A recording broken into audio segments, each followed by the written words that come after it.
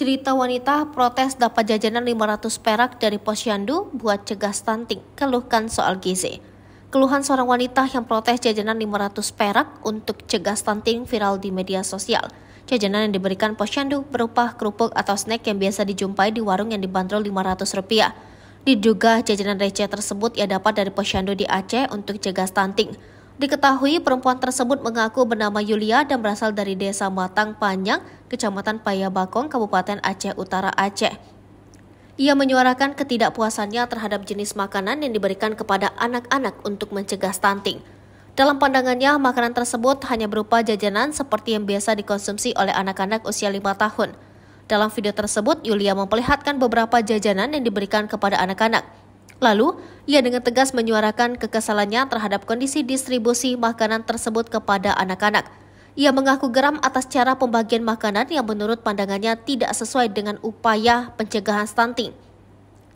Padahal pencegahan stunting seharusnya lebih mengutamakan kualitas nutrisi.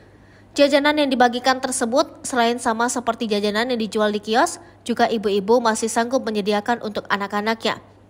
Dari beberapa jajanan yang diperlihatkan dalam video tersebut, Yulia menyebutkan 2 jajanan yang harga 500-an perak sudah dimakan adiknya.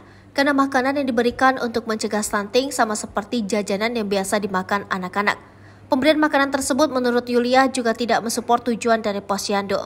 Tujuan dari posyandu, kata Yulia, untuk imunisasi dan konsultasi ibu-ibu hamil, pertumbuhan anak, pencegahan diare, dan pencegahan stunting. Banyak masyarakat juga tidak setuju tapi tidak berani berbicara.